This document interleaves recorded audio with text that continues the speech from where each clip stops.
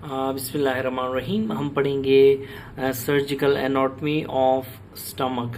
ठीक है ना, सर्जिकल एनाटॉमी ऑफ स्टमक पढ़ेंगे और इसमें हम मुख्तलिफ स्टमक की एनाटॉमी के बारे में डिटेल्स कवर करेंगे।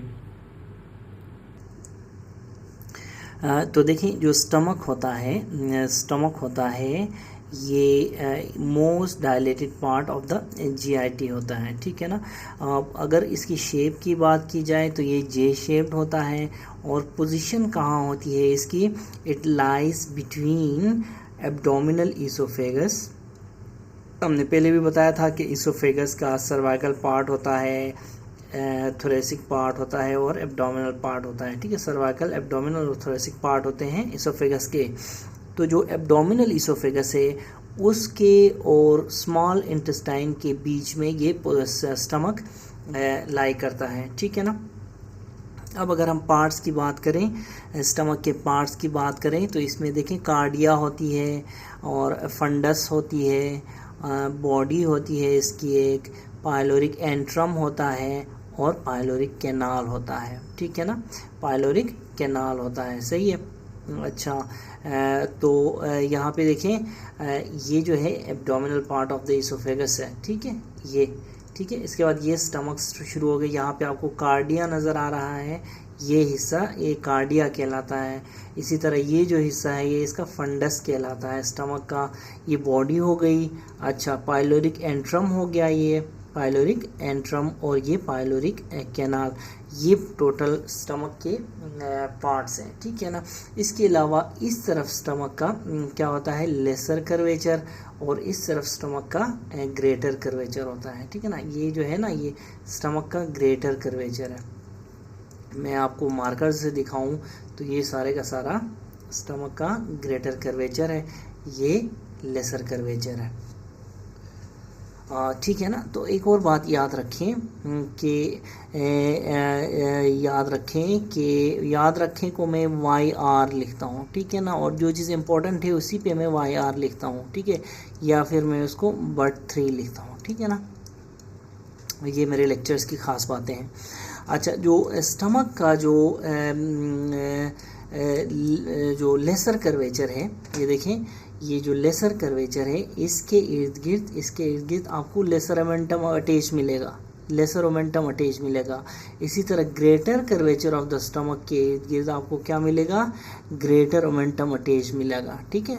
अच्छा, अब ओमेंटम का क्या रोल होता है, ओमेंटम क्या करता है, ओमेंटम सप्लाई करता है किसके, क्या रखता है, सप्लाई रखता है, ये वेस्कुलर सप्लाई इसमें से गुजरती होती है और लिम्फेटिक सप्लाई इसमें से गुजरती होती है।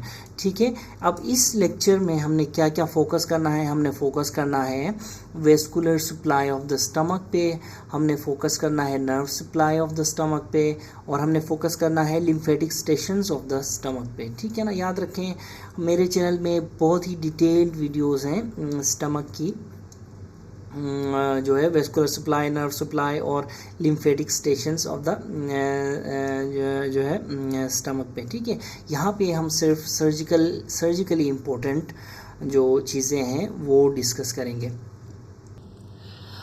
ठीक है ना। तो देखें कि सबसे पहले हम वेस्कुलर सप्लाई पे थोड़ी सी रोशनी डालेंगे।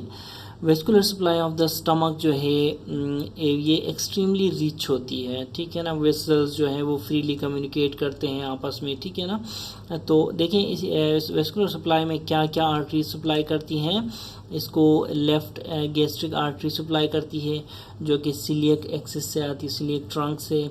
इसी तरह राइट गैस्ट्रिक आर्टरी सप्लाई करती है फ्रॉम हेपेटिक आर्टरी से आती है, ये राइट गैस्ट्रो एपिप्लोइक आर्टरी जिसको RGE बोलते हैं, ये ब्रांच है गैस्ट्रोड्यूडेनल आर्टरी की। गैस्ट्रोड्यूडेनल आर्टरी फिर ब्रांच है हेपेटिक आर्टरी की। ठीक है ना, यानी कि हेपेटिक आर्टरी से ब्रांच आती है गैस्ट्रोड्यूडेनल, गैस्ट्रोड्यूडेनल से ब्रांच आती है राइट गैस्ट्रो एपिप्लोइक आर्टरी। ठीक है ना, तो ये भी एक स्टमक को सप्लाइंग वेसल है। इसी तरह लेफ्ट गैस्ट्रो एपिप्लोइक आर्टरी है फ्रॉम स्प्लेनिक आर्टरी। ठीक है ना, स्प्लेनिक आर्टरी से लेफ्ट गैस्ट्रो एपिप्लोइक आर्टरी आती है। ठीक है, देखिए आपसे एक क्वेश्चन पूछा जा सकता है कि right gastroepiploic artery is a branch of, ठीक है ना, तो उसमें ऑप्शन है गैस्ट्रोड्यूडेनल आर्टरी भी, हेपेटिक आर्टरी। अगर गैस्ट्रोड्यूडेनल आर्टरी उसमें मौजूद है ऑप्शंस में तो आप गैस्ट्रोड्यूडेनल आर्टरी पे क्लिक करेंगे, नहीं तो हेपेटिक आर्टरी पे आप क्लिक करेंगे, ठीक है। इसी तरह left gastric artery is a branch of left gastroepiploic artery, याद रखें, this is left gastroepiploic artery it's a branch of फिर स्प्लेनिक आर्टरी, ठीक है। फिर शॉर्ट गैस्ट्रिक आर्टरीज आती हैं, ये भी स्प्लेनिक आर्टरी की ब्रांचेस होती हैं। तो ये पांच जो है ना वेसल्स हैं जो सप्लाई करती हैं स्टमक को। याद रखें कोरस्पॉन्डिंग जो वेन्स होती हैं ना जो स्टमक से जाती हैं वो फिर पोर्टल सिस्टम में ड्रेन होती हैं, याद रखें कोरस्पॉन्डिंग वेन्स पोर्टल सिस्टम में ड्रेन होती हैं, ठीक है ना। स्टमक देखें, स्टमक जो है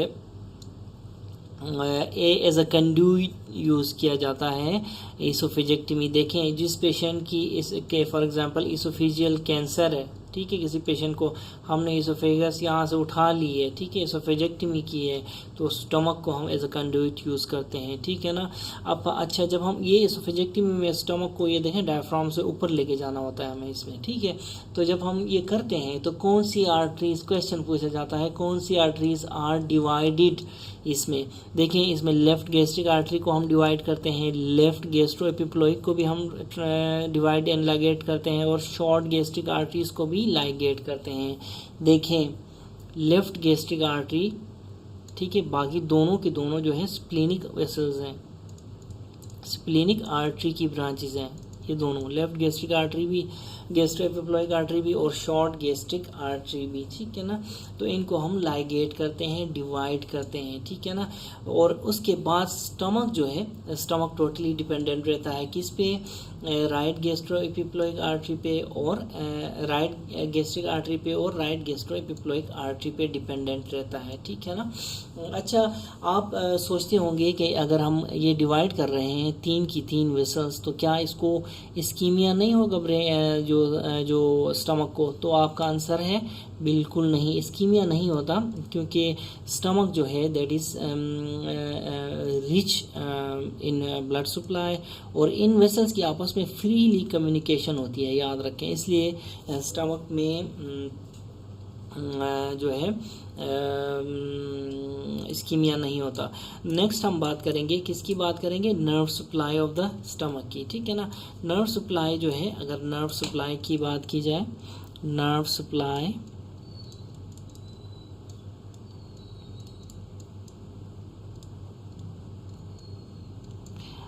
सप्लाई ऑफ द स्टमक की बात की जाए, ठीक है ना। तो अब हम nerve supply of the stomach की तरफ देखते हैं। देखिए नर्व्स ऑफ द स्टमक और ड्यूडेनम, दोनों के दोनों, स्टमक के भी और ड्यूडेनम के भी जो नर्व्स हैं वो आती हैं, these two are supplied by intrinsic and extrinsic systems, याद रखें, ठीक है ना। इंट्रिंसिक सिस्टम में मायंटेरिक प्लेक्सस आता है, मीजनर्स प्लेक्सस आता है, इसी तरह एक्सट्रिंसिक सिस्टम में फिर सिंपैथेटिक और पैरासिम्पैथेटिक सिस्टम्स आते हैं, ठीक है ना। अब देखें जो पैरासिम्पैथेटिक सिस्टम है, जो पैरासिम्पैथेटिक सिस्टम है that is very very important for the surgeons, ठीक है ना, फॉर द सर्जन्स। क्योंकि मेन स्टिमुलस जो होता है ना for the acid production from the parietal cells of the stomach, ठीक है ना। देखें स्टमक के अंदर फंडस में पैराइटल सेल्स होते हैं, ठीक है ना, ये स्टिमुलेट करते हैं एसिड, ठीक है ना। अब ये मेन इसका जो स्टिमुलस है ना वो एसिड प्रोडक्शन का, वो पैरासिम्पैथेटिक सिस्टम है। अगर पैरासिम्पैथेटिक सिस्टम किसी सर्जन ने काट लिया, ठीक है ना, तो एसिड प्रोडक्शन बंद हो जाएगी और पेशेंट सर्वाइव नहीं कर पाएगा, ठीक है ना। तो क्या कहता है, if any surgeon transects parasympathetic supply there will be no acid production, याद रखें, ठीक है ना। और दूसरी बात ये कि जो पैरासिम्पैथेटिक सिस्टम है ना जो कि सप्लाई करता है स्टमक को, that is found by right vagus and left vagus. आपको पता होगा ना वेगस नर्व्स 2 होती हैं, एक राइट एंड लेफ्ट, ठीक है ना। 10th नर्व है ये, याद रखें, ठीक है ना। अच्छा, राइट वेगस बनाती है पोस्टीरियर ट्रंक, लेफ्ट वेगस बनाती है एंटीरियर ट्रंक। इसका निमोनिक क्या है राइट वेगस और लेफ्ट वेगस को याद रखने के लार्प निमोनिक है। जिस तरह हार्प नहीं है इसी तरह लार्प, लेफ्ट एंटीरियर, राइट पोस्टीरियर, ठीक है। ये निमोनिक के जरिए आप दोनों ट्रंक्स याद रख सकते हैं। ये मेरे टीचर ने भी मुझसे पूछा था एक बार, ठीक है। तो पैरासिम्पैथेटिक नर्वस सिस्टम कहाँ से आता है? Parasympathetic nervous system right vagus से, लेफ्ट वेगस से। राइट वेगस पोस्टीरियर ट्रंक बनाती है, लेफ्ट वेगस एंटीरियर ट्रंक बनाती है, ठीक है ना। ठीक है, अब जो वेगस नर्व है, वेगस नर्व जो है, ठीक है ना, तो इसको आपने एज अ लार्प निमोनिक याद रखना है, ठीक है ना। देखें जो वेगस नर्व है ये इसोफेजियल हाइटिस से, कौन सा हाइटिस है? Oesophageal hiatus at the level of T10, ठीक है ना। आपको पता है ना डायफ्राम में हाइटिस होते हैं, ठीक है ना, 8 पे, 10 पे, 12 पे, ठीक है ना। T8, T10, T12 लेवल पे हाइटिस होते हैं 3। उनमें से जो T10 लेवल पे हाइटिस होता है उसको हम इसोफेजियल हाइटिस भी बोलते हैं। उसी हाइटिस के ज़रिए वेगस जो है चेस्ट से एब्डोमेन में एंटर होती है। गैस्ट्रो इसोफेजियल जंक्शन जो है ना, यहाँ से ये इमर्ज होती है, ठीक है ना, यहाँ से ये इमर्ज होती है। फिर जो एंटीरियर वेगस है, जो एंटीरियर वेगस है ये फिर ब्रांचेस सेंड करती है। इट सेंड्स ब्रांचेस टू कहाँ? लीवर के लिए भी, और continuous along the lesser curvature. देखें लेसर कर्वेचर कौन सा है? Lesser curvature of the stomach. इस कर्वेचर को लेसर कर्वेचर बोलते हैं, ठीक है ना। तो इस यहाँ से इस एरिया से कंटिन्यू करती है और ब्रांच भी देती है लीवर को। एक ब्रांच लीवर को जाएगी, फिर कंटिन्यू करती है। और as nerve of Latarjet, ये जो कंटिन्यू करती है ना, ये इसको हम नर्व ऑफ लेटर जेट बोलते हैं, ठीक है ना। लेटर जेट बोलते हैं इसको, क्या बोलते हैं? नर्व ऑफ लेटर जेट, ठीक है, याद रखें, ठीक है ना। फिर जो पोस्टीरियर वेगस है, पोस्टीरियर वेगस जो होती है it sends branches to the coeliac axis, ठीक है। सिलियक एक्सिस को कौन ब्रांच देती है? पोस्टीरियर वेगस, ठीक है ना। और एंटीरियर वेगस लीवर को देती है और इट कंटिन्यूज डाउन। देखें यहाँ से आ गई, यहाँ से लीवर को ब्रांच गई, फिर कंटिन्यूज डाउन। ये जो कंटिन्यू डाउन कर रही है ना, इसको नर्व ऑफ लेटर जेट बोलते हैं, ठीक है ना। नर्व ऑफ लेटर जेट क्या करती है फिर? It supplies the body of the stomach, ठीक है ना। और मेन नर्व है ये एसिड प्रोडक्शन के लिए, एसिड सिक्रीशन के लिए, ठीक है ना। फिर नर्व ऑफ लेटर जेट जो है वो comes downwards towards the antrum, ठीक है ना, to end in a configuration known as crow's foot, ठीक है। नीचे यहाँ से फिर ये एंट्रम की तरफ आती है, एंट्रम की तरफ आके ये क्रॉस फुट टाइप कॉन्फ़िगरेशन में ये एंड होती है, जो कि फिर इनर्वेट करता है एंट्रम को, ठीक है ना। देखें जो एंटीरियर वेगस है ना, anterior vagus it sends branches to the liver, ठीक है ना, और curves along the lesser curvature. इसको नर्व ऑफ लेटर जेट बोलते हैं। इस नर्व ऑफ ये nerve of Latarjet stomach को भी सप्लाई करती है, और उसके बाद जहाँ पे ये मेन रोल प्ले करती है एसिड सिक्रीशन में, ठीक है ना, एसिड सिक्रीशन में। और क्या करती है? और ये एंट्रम की तरफ जाती है और यहाँ पे एंड होती है एक क्रो की क्रॉस फुट टाइप कॉन्फ़िगरेशन में, ठीक है। इस तरह की, जैसे कौवे का पाँव नहीं होता, इस तरह की कॉन्फ़िगरेशन में ये एंड होती है, ठीक है ना। और यहाँ पे ये एंट्रम को सप्लाई करती है, यानी कि ये एंट्रम को, बॉडी को, लीवर को सप्लाई करती है एंटीरियर वेगस, ठीक है ना। और एंटीरियर वेगस कौन बनाता है? लेफ्ट ट्रंक बनाता है, लेफ्ट ट्रंक ऑफ वेगस बनाता है एंटीरियर वेगस, ठीक है। अच्छा, अब दूसरी बात ये कि जो पोस्टीरियर वेगस है, देखें posterior vagus is found by posterior vagus sends branches to celiac axis and it is found by right trunk, ठीक है, right posterior, हमने वो निमोनिक आपको ऊपर बताया था, LARP, left trunk forms anterior vagus, right trunk forms posterior vagus, ठीक है ना। अच्छा, ये हो गया। अब देखें जो वेगस है ना,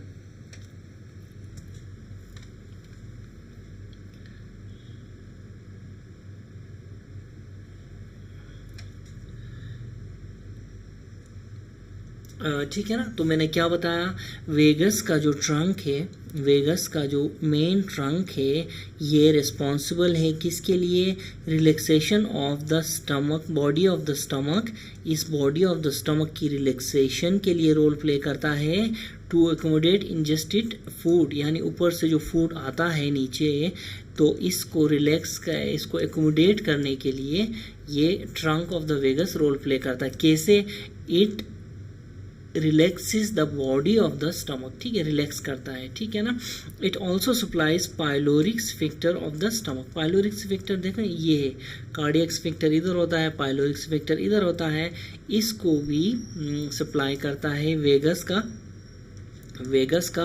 ट्रंक, ठीक है ना। देखें कि जो पैरासिम्पथेटिक नर्वस सिस्टम है ना, ये रेस्ट एंड डाइजेस्ट वाला सिस्टम है, ठीक है ना। ये क्या है, ये रेस्ट एंड डाइजेस्ट वाला सिस्टम है, parasympathetic system is rest and digest system, ठीक है। तो जो हम खाते हैं ना, डाइजेशन भी एक पैरासिम्पथेटिक सिस्टम के अंडर इफेक्ट में आता है, ठीक है। तो वेगस में भी, इसीलिए वेगस में भी पैरासिम्पथेटिक जो है कंटेंट मौजूद होता है, ठीक है। तो इतना सर्जिकल एनाटॉमी के लिए याद रखें।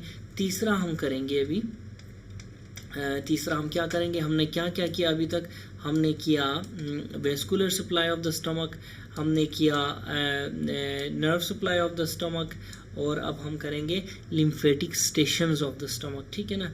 हम क्या करेंगे भी, lymphatic stations of the stomach करेंगे, ठीक है। तो lymphatic stations of the stomach देखें,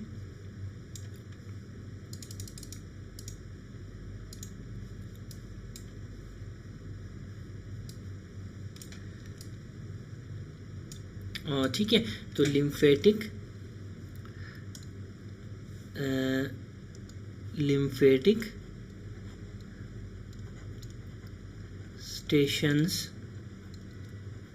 स्टेशंस ऑफ द स्टमक, ठीक है। हमने क्या क्या किया, हमने नर्व सप्लाई की, हमने वेस्कुलर सप्लाई की, और अब हम लिम्फेटिक स्टेशंस करेंगे, ठीक है ना। देखें कि जो लिम्फ नोड स्टेशंस हैं, lymphatic stations of the stomach, यानी कि ये लिम्फ नोड्स कहाँ कहाँ लाई करते हैं, ठीक है ना।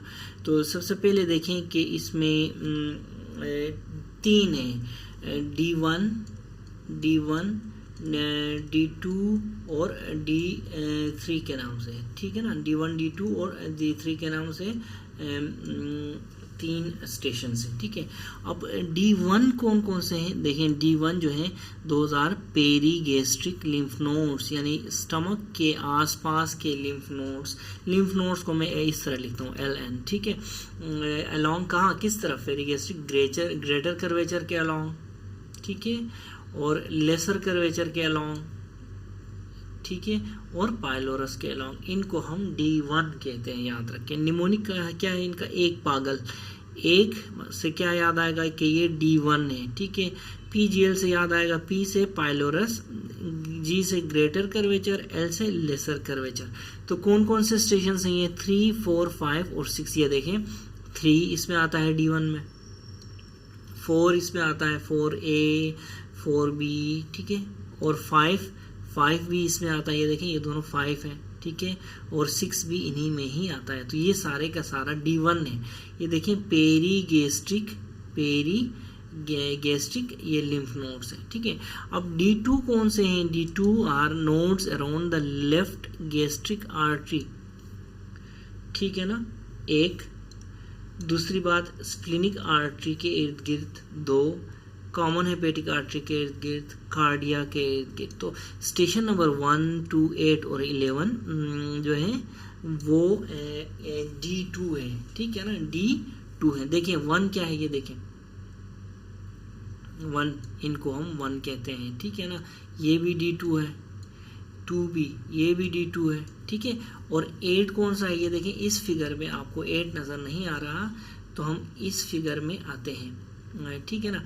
इस फिगर में जो 8 है ना वो ये वाले हैं, देखें इन लिम्फ नोड्स को हम 8 कहते हैं, तो ये भी D2 में ही आते हैं, ठीक है ना। उसके बाद हमने क्या कहा था, 1, 2, 8 और 11। अब 11 कौन से हो गए, 11 वो हो गए जो पेरिस्प्लेनिक आर्टरी के आसपास, ये देखें हमने कहा था ना कि स्प्लेनिक आर्टरी के आसपास है, तो ये देखें ये जो सारे हैं ये 11 है, ठीक है ना। ये भी D2 लिम्फ स्टेशंस में आते हैं, ठीक है। 8 भी D2 लिम्फ स्टेशन में आता है, ठीक है। अच्छा, अब उसके अलावा जो D3 है, ये देखें मैं आपको दिखाता हूँ, D3 है, these are the station of lymph nodes around coeliac axis, ठीक है ना, सीलियक एक्सिस के अराउंड, ठीक है। इसमें स्टेशन 9 आता है, ठीक है। स्टेशन 9 कौन सा है, स्टेशन 9 है ये वाला, ये देखें ये जो आर्टरी है ना मेन ट्रंक, ये जो है ना ये सीलियक ट्रंक है ये, तो ये है 9, ये स्टेशन D3 में आता है, 3 9, ठीक है, 3 × 3 = 9, इस तरह आपने ये निमोनिक याद रखना है, तो ये स्टेशन 3 में आता है। दूसरा स्प्लेनिक हाइलम के पास जो है वो स्टेशन 10 है, ये देखें ये जो है ना ये जो है ये स्प्लेनिक हाइलम है, ये जो है ये स्टेशन नंबर 10 है, और ये भी D3 में आता है, ये भी D3 में आता है। फिर उसके बाद सीलियक एक्सिस 9, स्प्लेनिक हाइलम 10, और nodes around right and left hepatic artery and porta hepatis station 12। ये देखें ये जो है right hepatic artery, left hepatic artery, ये दोनों, ठीक है। और ये पोर्टा हेपाटस, डेफिनेटली यहाँ पे लीवर स्टार्ट होगा, इसको पोर्टा हेपाटस कहते हैं। ये जो नोड्स हैं, ठीक है ना, ये जो नोड्स हैं ये क्या कहलाते हैं, स्टेशन 12 कहलाता है, ये स्टेशन 12, ये भी D3 में आता है, ठीक है ना, ये हो गया। उसके बाद nodes behind the head of the pancreas and aortocaval lymph nodes भी D3 में आते हैं, ठीक है ना। Nodes behind the head of the pancreas and aortocaval lymph nodes, ये भी D3 में आते हैं। याद रखें ये लिम्फ नोड्स सर्जिकल इंपॉर्टेंस इनकी बहुत ज़्यादा है। जो फॉर गैस्ट्रिक कैंसर, देखें गैस्ट्रिक कार्सिनोमा में हम रिजेक्ट करते हैं लिम्फ नोड्स भी, ठीक है ना। तो जो D2 रिजेक्शन होती है ना लिम्फ नोड्स की, D2 लिम्फ नोड्स की जो रिजेक्शन इन गैस्ट्रिक कार्सिनोमा अगर हम करते हैं तो patient long term survival show करते हैं। याद रखें patient long term survival show करते हैं गैस्ट्रिक कार्सिनोमा में जब हम D2 यानी कि वो लिम्फ नोड्स जो लेफ्ट गैस्ट्रिक आर्टरी के आसपास हैं, स्प्लेनिक आर्टरी के आसपास हैं, कॉमन हेपेटिक आर्टरी के आसपास हैं और कार्डिया के आसपास है। कौन कौन से, 1, 2, 8, 9, ठीक है, 1, 2, 8, 9, ठीक है ना। तो यहाँ पे आप देख सकते हैं 1 इधर है, ठीक है ना, 1, 1, 2, 8 किधर है, 8 इधर है और 9 इधर है, ठीक है। तो अगर हम स्टमक कैंसर में D2 की रिजेक्शन करते हैं तो that gives long term survival to the patient, ठीक है।